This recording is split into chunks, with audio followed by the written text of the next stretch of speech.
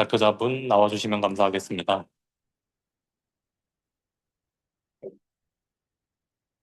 네, 질문해 주세요.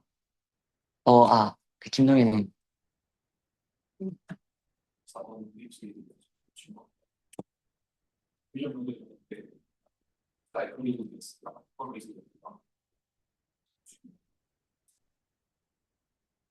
아, 잠시만요. PPT를 꺼버려가지고.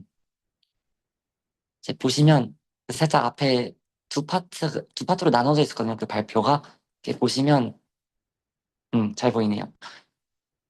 이 디퓨전 모델에서 저희가 막 확률 분포 계속 얘기하고, PX 나오고, PZ 나오고, QZX 나오고 그런 거가 있었잖아요. 그게 다 확률로 처음에 들어간 거예요.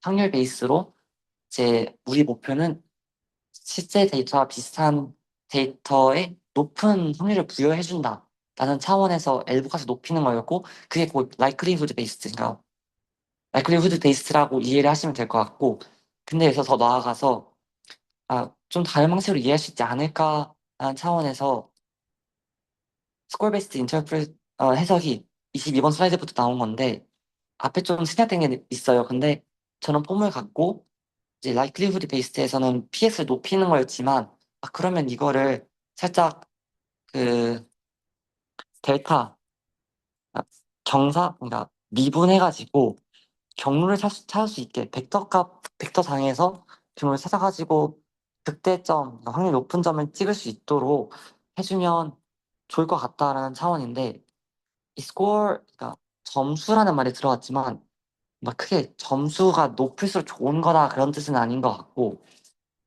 이런 얼마나 저 노름값을 최소화시킬 수 있는, 최대한 비슷하게 만들 수 있는지 차원에서 점수라는 해석이 좀 잘못된 것 같은데, 스코어 베이스가, 음,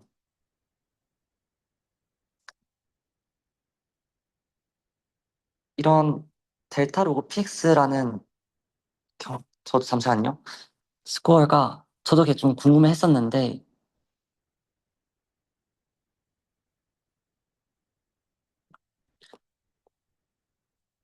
여기서 말하는 스코어가, 그 텀이 델타 X 로그 PX예요. 음, 그 오른쪽에서 옆에 있는 델타 소문자 첨자로 x 로고 p 세타 x가 있잖아요. 저거를 그냥 스코어 펑션이라고 부르나 봐요. 저게 우리가 사용하는 펑션 이름이 그냥 스코어 펑션이기 때문에 이 델타를 사용한다는 거가 그 스코어 베이스 해석이라고 생각하시면 될 것 같아요. 저 델타라는 그 기울기를 찾아가지고 이동을 시켜가지고 극대값을 찾게 되는 그 차원의 해석이 스콜 베이스드, 그냥 스콜 펑션 썼기 때문에 큰 의미는 없습니다.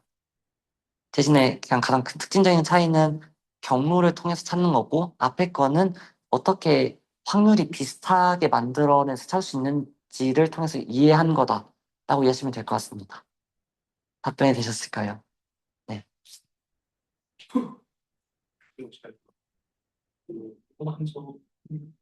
이게 어쨌든 딕션 모델 이것은 이 디코딩 모델 우리가 생긴 이미지를 다시 영상화하고 쓰이는 알고 만약에 이 친구 발표되어 이 어떤 이미지에 생성된 이미지가 가우시안 분포를 따를 것이다. 마찬가지로 이 디코딩 모델은 만약에 임의의 모델에 생긴 이미지가 가우시안 분포를 따르지 않는 게 있더라도 이 해당 상호와 디코딩 모델을 접근했을 때 원성 그 해당 방송 아니면 지금 제거할 수 있을지. 음. 제가 질문 이해한 거로는 아마 만약에 어떤 데이터는 가우시안 분포를 따라서 가지고 만들어낼 수도, 봤을 땐 좋은 성능을 낼 수 있지만 어떤 거는 가우시안 분포가 아니어가지고 오히려 적용을 하면 안 될 수도 있다라는 차원인가요? 이 직폰이 있는데 예즈 제거를 하는 직폰이 있는데 네. 해당 모델의 예즈가 가우시안 분포를 따르지 않는 책상 모델을 볼수 있는지. 학습을 시키기 위한 가우시안 분포를 했지만 그 실제 실제 모델, 아, 아, 네.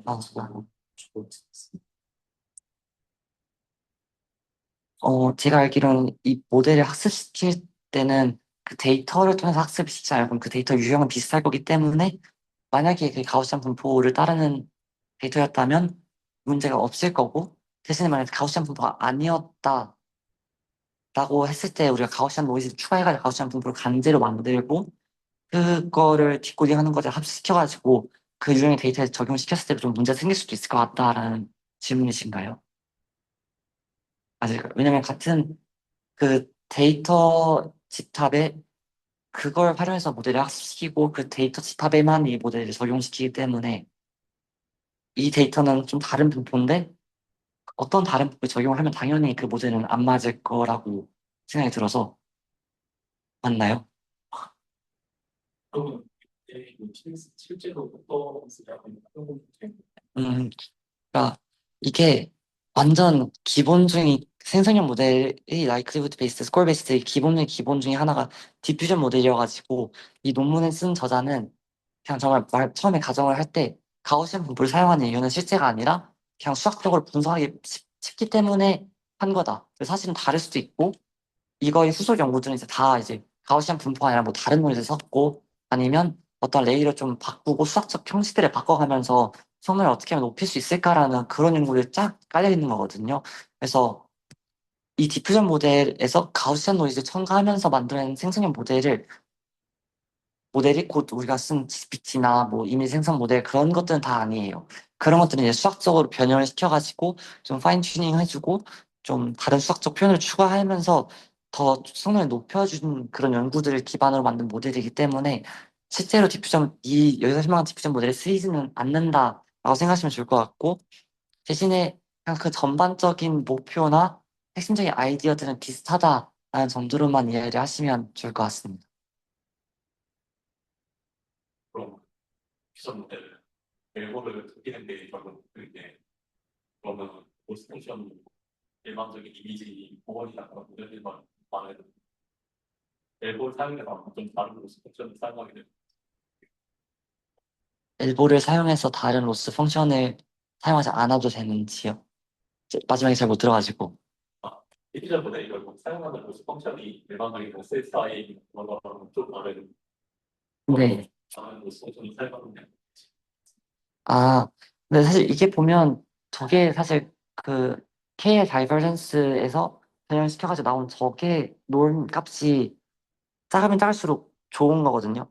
그러니까 그 로스 펑션은 뭐 저것처럼 2차원 정확한 용어는 모르겠지만 저런 형태의 로스 펑션은 거의 다 비슷비슷하게 들어간다 생각하시면 될 것 같아서 디퓨전 모델을 또 다른 로스 펑션, 다른 모델에서 쓰는 로스 펑션과 비슷한 형태에 쓴다고 이해하시면 될 것 같은데 다만 그 로스 펑션은 엘보에서 나온 거고 엘보를 최대화시키는 거가 사실상 로스 펑션을 최소화시키는 것과 비슷한 그런 모델이라고 이해를 하시면 될 것 같습니다. 네. 다른 질문 더 네. 그렇게 그런 오래 걸리는 쪽에 네. 이게 좀 어떻게 보아도 아, 이게 아마 논문 맨 마지막에 클로징을 하면서, 음,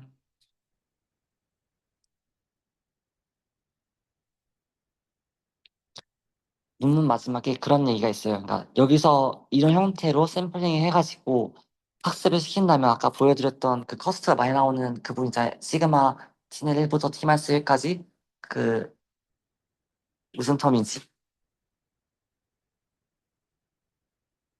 컨시스턴스 term. 그러니까 이걸 잘 맞춰줘야 돼가지고 여러 번의 그 계산이 들어가는데 거기서 좀 아마 저도 잘 모르지만 시간이 막 거기서 그런 곳에서 좀 오래 걸리는 게 아닐까라는 생각이었고 또 그 레이어가 많이 깔려 있기 때문에 아예 순수 노이즈부터 새로운 모델 데이터를 만드는 것 자체가 또 그런 많은 단계가 있기 때문에 노이즈가 시간이 오래 걸린다라고 만약에 이해를 한다면 그거에 대해서는 이 논문에서 다루지는 않고 있어요. 그냥 마지막에 한 개로 이런 샘플링 프로시저가 많이 비용이 많이 들어 커스틀리하고 그렇기 때문에 그 이유 중 하나는 이 타임스텝 T가 너무 많아져야 되기 때문에 그리고 얼마나 많아야지 그 데이터가 그 순수 가우시안 노이즈가 되는지를 모르기 때문에 거기서도 많은 비용이 발생한다라고 하면서 클로징을 하긴 하거든요.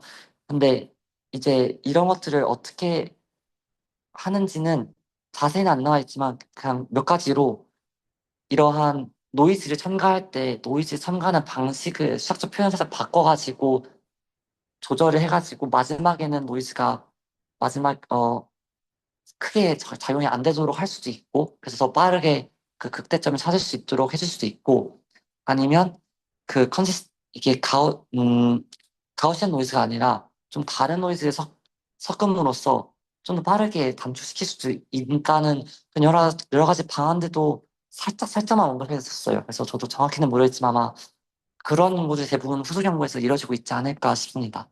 그게 말씀해주신 게 정말 큰 단점이어가지고 많은 연구가 이루어지고 있는 걸로 알고 있습니다. 네, 생성할 때 일반적으로 이제 투명으로 이런저런 파이썬 설정하고 프롬프트를 써요. 네, 프롬프트가 제가 알기로는 트레이닝이나 NLP 모델을 통해서 벡터 형태로, 벡터나 행렬 형태로 변환을 한 다음에 들어가는 걸 알고 있는데, 그러면 이 형태에서는 저 초기 속도로 그리고 행렬 형태로 수백이 돼야만 하는 그런 게 네.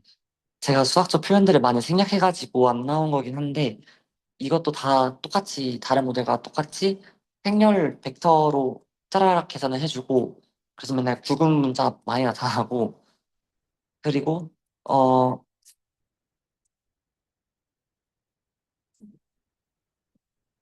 참,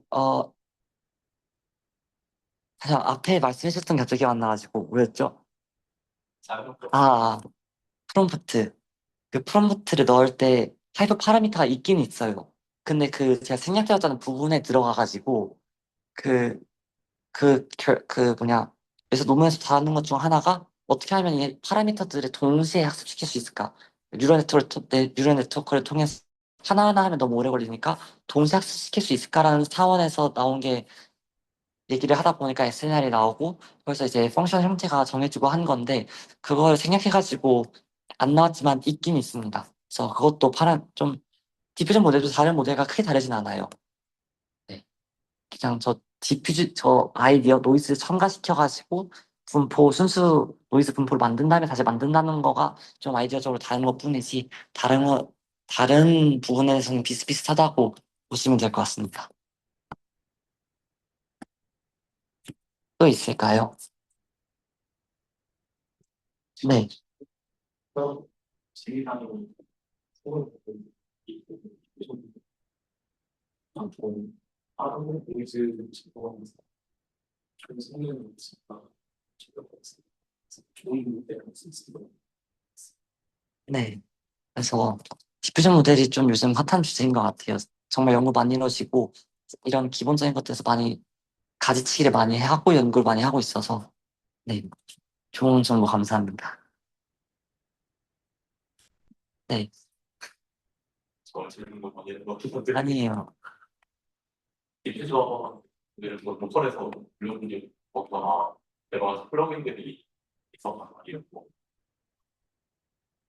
VA이라든지 뭐 그런 것들은 그러면 그러면 그냥 예를 들어 로라나 뭐 그런 파이스리 같은 그런 쪽을 건드리는 추가적인 모델들 그러면서 초기 조건을 건드리는 그런 느낌이 되는 모델 내부의 파라미터를 조금씩 건드리거나 아니면 저희 이전에 전처리를 뭐 해서 들어가는 그런 느낌이 들더라고요. 지금 내리고 끝냈습니다. 음,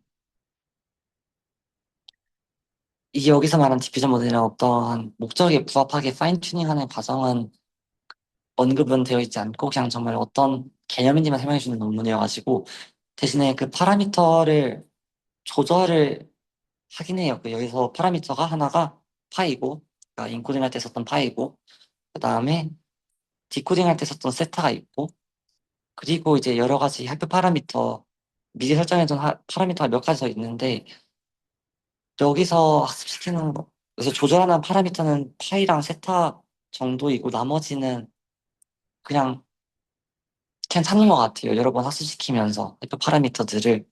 그것도 그냥 나머지랑 비슷비슷한 것 같습니다. 네. 또 있나요?